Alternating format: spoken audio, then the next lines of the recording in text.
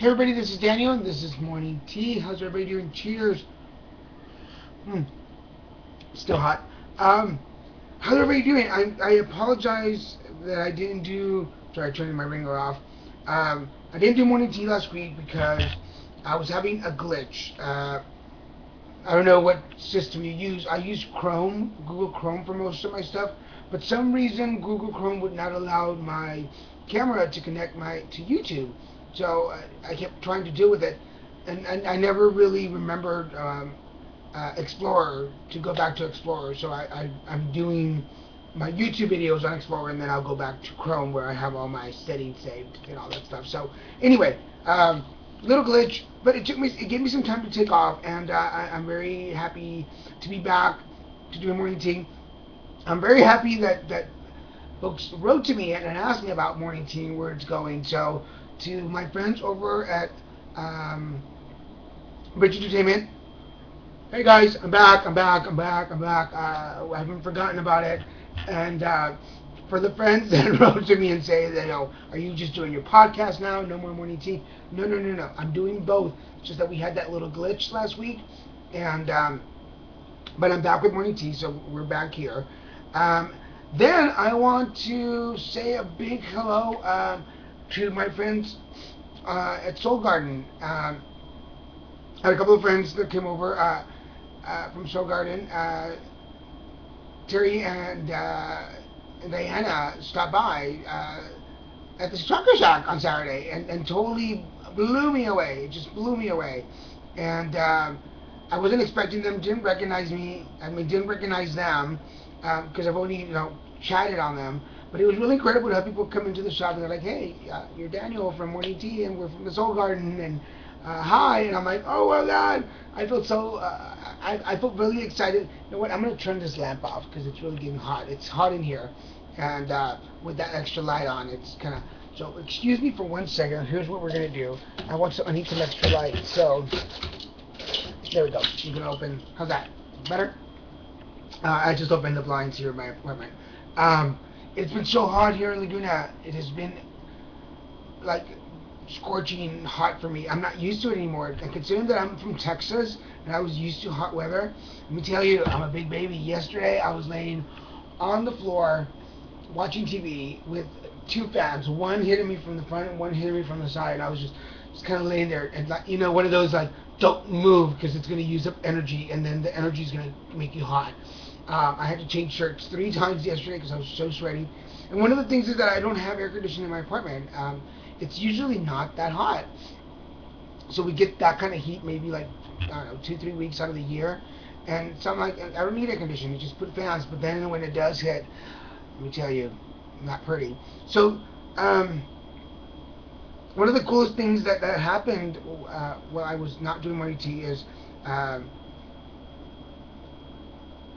I don't even know where to begin with this, but there's been this really great transformation that's been happening the last, I would say, probably 6 months of my life, where I've been able to take small bits and pieces of my life that affected me. And here's what happened. I had an argument with somebody, and the thing is that little situation kind of got blown up bigger than it had to be. Not huge, it just got blown up bigger than it had to be. And for some reason, the way that I reacted, my reaction to the action was totally not called for in that moment. It was not appropriate for that moment. But I blew it up bigger than it had to be. I just took it really personal. I took it as a challenge. I took it as a I don't know, like I was being belittled, like I was being put down, and I reacted to that. And the thing is that I'm usually pretty good about stepping back for a second and realizing that I shouldn't take it personal and that it's not about me. But in this case, I kind of got swooped up in the moment. Have you ever done that? I just got swooped up in the moment, and I made it immediately. I made it all about me and about the person that was in front of me, not realizing that there was a trigger, that something had triggered for me to have that moment. Okay, so this happened on on a Friday. All Saturday I carried it with me and I kept replaying because something wasn't right. Something just didn't fit why I was being that irritated. And on Sunday, I had the blessing that I worked with some amazing women over at the Chakra Shack.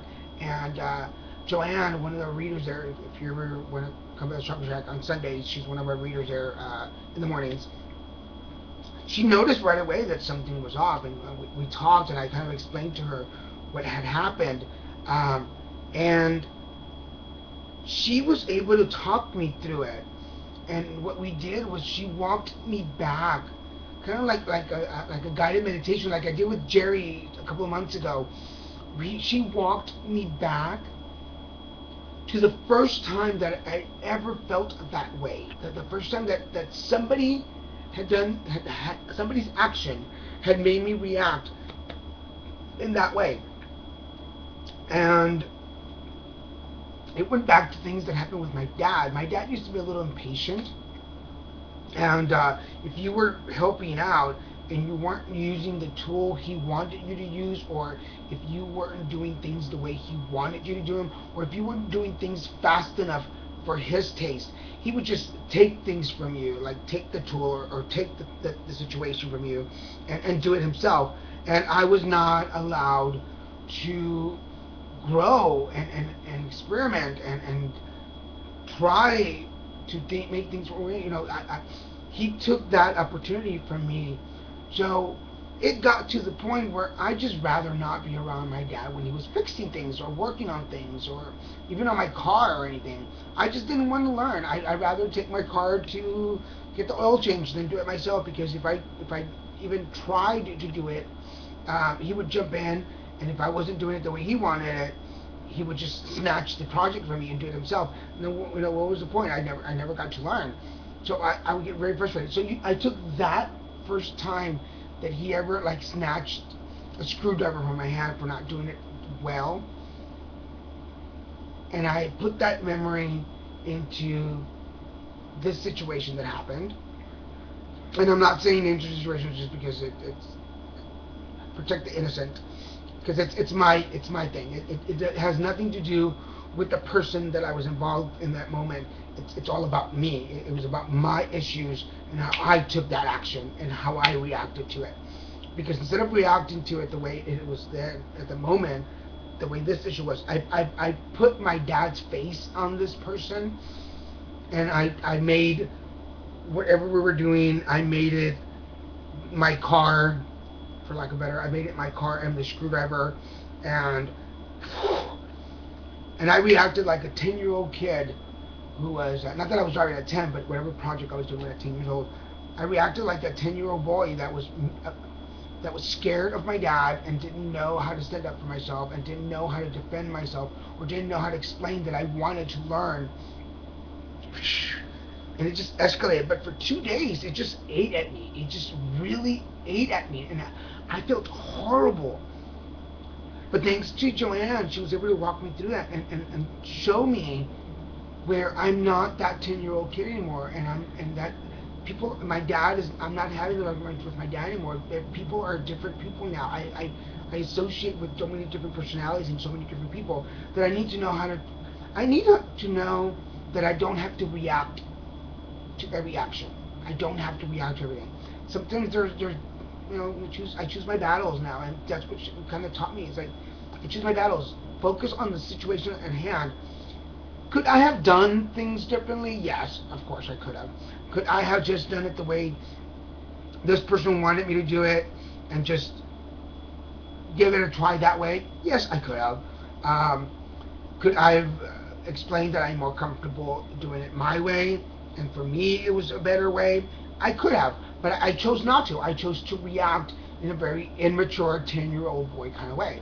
And I got a 10-year-old reaction from this person. And that's what it became. It became a battle of, in my head, it became a battle of kid and dad. Anyway, I'm running out of time. I just noticed the clock.